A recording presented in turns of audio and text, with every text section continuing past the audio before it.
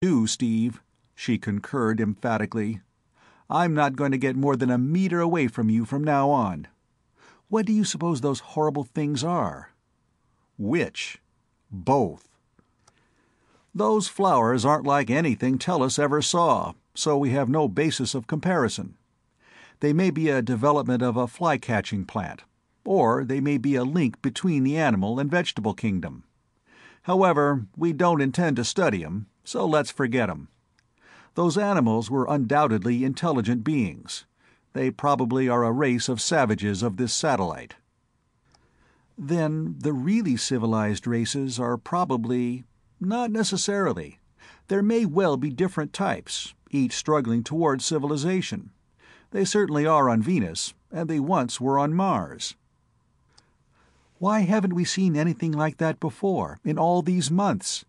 Things have been so calm and peaceful that we thought we had the whole world to ourselves, as far as danger or men are concerned." "We never saw them before because we never went where they lived. You were a long ways from your usual stamping grounds, you know. That animal-vegetable flower is probably a high-altitude organism, living in the mountains and never coming as low as we are down here. As for the savages, whatever they probably never come within 5 kilometers of the falls. Many primitive peoples think that waterfalls are inhabited by demons, and maybe these folks are afflicted the same way." "We don't know much about our new world yet, do we?" "We sure don't, and I'm not particularly keen on finding out much more about it until we get organized for trouble, either. Well, here we are. Just like getting back home to see the Hope, isn't it?" "It is home, and will be until we get one of our own on Earth." And after Stevens had read his meters, learning with satisfaction that the full current was still flowing into the accumulators, he began to cut up the meat.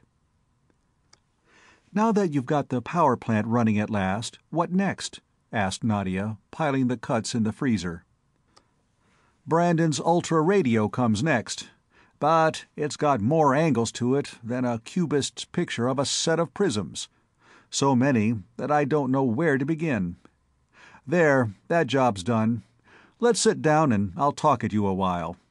Maybe between us we can figure out where to start. I've got everything to build it lined up except for the tube, but that's got me stopped cold. You see, fields of force are all right in most places, but I've got to have one tube, and it's got to have the hardest possible vacuum. That means a mercury vapor superpump. Mercury is absolutely the only thing that will do the trick, and the mercury is one thing that is conspicuous by its absence in these parts. So are tungsten for filaments, tantalum for plates, and platinum for leads. And I haven't found anything that I can use as a getter, either. A metal, you know, to flash inside the tube to clean up the last traces of atmosphere in it." "I didn't suppose that such a simple thing as a radio tube could hold you up, after the perfectly unbelievable things that you've done already. But I see now how it could. Of course, the tubes in our receiver over there are too small." "Yes, they are only receiver and communicator tubes, and I need a high-power transmitting tube, a 50-kilowatter at least. I'd give my left leg to the knee joint for one of those big, water-cooled, 60-kilowatt 1019s right now. It would save us a lot of grief." "Maybe you could break up those tubes and use the plates and so on." "I thought of that, but it won't work. There isn't half enough metal in the lot, and the filaments in particular are so tiny that I couldn't possibly work them over into a big one. Then, too, we haven't got many spare tubes, and if I smash the ones we're using, I put our communicators out of business for good, so that we can't yell for help if we have to drift home, and I still don't get any mercury." "Do you mean to tell me there's no mercury on this whole planet?" "Not exactly, but I do mean that I haven't been able to find any, and that it's probably darn scarce. And since all the other metals I want worst are also very dense and of high atomic weight, they're probably mighty scarce here too. Why? Because we're on a satellite, and no matter what hypothesis you accept for the origin of satellites, you come to the same conclusion. that heavy metals are either absent or most awfully scarce and buried deep down toward the center. There are lots of heavy metals in Jupiter somewhere, but we probably couldn't find them. Jupiter's atmosphere is one mass of fog, and we couldn't see, since we haven't got an infrared transformer. I could build one, in time, but it would take quite a while, and we couldn't work on Jupiter anyway, because of its gravity, and probably because of its atmosphere. And even if we could work there, we don't want to spend the rest of our lives prospecting for Mercury." Stevens fell silent, brow wrinkled in thought. "You mean, dear, that we're—" Nadia broke off, the sentence unfinished. "Gosh, no. There's lots of things not tried yet, and we can always set out to drift it. I was thinking only of building the tube. And I'm trying to think. Say, Nadia, what do you know about Cantrell's comet?" "Not a thing, except that I remember reading in the newspapers that it was peculiar for something or other. But what has Cantrell's comet got to do with the high cost of living, or with radio tubes? Have you gone cuckoo all of a sudden?" "You'll be surprised." Stevens grinned at her puzzled expression. "Cantrell's comet is one of Jupiter's comet family, and is peculiar in being the most massive one known to science. It was hardly known until after they built those 1,000-foot reflectors on the Moon, where the seeing is always perfect, but it has been studied a lot since then. Its nucleus is small, but extremely heavy. It seems to have an average density of somewhere around 16. There's platinum and everything else that's heavy there, girl. They ought to be there in such quantity that even such a volunteer chemist as I am could find them." "Heavens, Steve!" A look of alarm flashed over Nadia's face, then disappeared as rapidly as it had come into being. "But, of course, comets aren't really dangerous." "Sure not. A comet's tail, which so many people are afraid of as being poison gas, is almost a perfect vacuum, even at its thickest, and we'd have to wear spacesuits anyway. And speaking of vacuum, whoopee! We don't need Mercury any more than a goldfish needs a gas mask.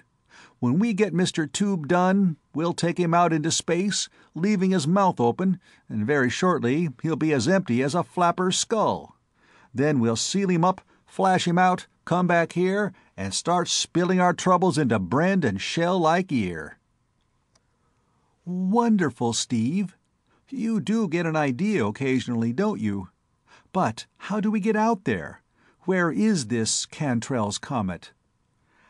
"I don't know exactly. There's one rub. Another is that I haven't even started the transmitter and receptor units.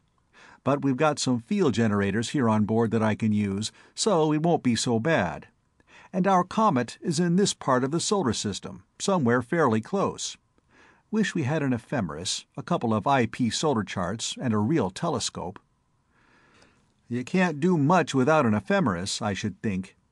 It's a good thing you kept the chronometers going. You know the IP time, day, and dates anyway." "I'll have to do without some things, that's all." And the man stared absently at the steel wall. "I remember something about its orbit, since it is one thing that all IP vessels have to steer clear of. Think I can figure it close enough so that we'll be able to find it in our little telescope, or even on our plate, since we'll be out of this atmosphere. And it might not be a bad idea for us to get away anyway. I'm afraid of those folks on that spaceship, whoever they are, and they must live around here somewhere. Cantrell's comet swings about 50 million kilometers outside Jupiter's orbit at aphelion, close enough for us to reach, and yet probably too far for them to find us easily. By the time we get back here, they probably will have quit looking for us, if they look at all. Then, too, I expect these savages to follow us up. What say, little ace? Do we try it, or do we stay here?"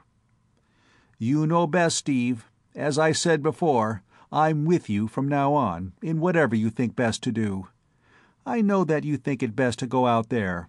Therefore, so do I." "Well," he said, finally, "I'd better get busy then. There's a lot to do before we can start. The radio doesn't come next, after all. The transmitter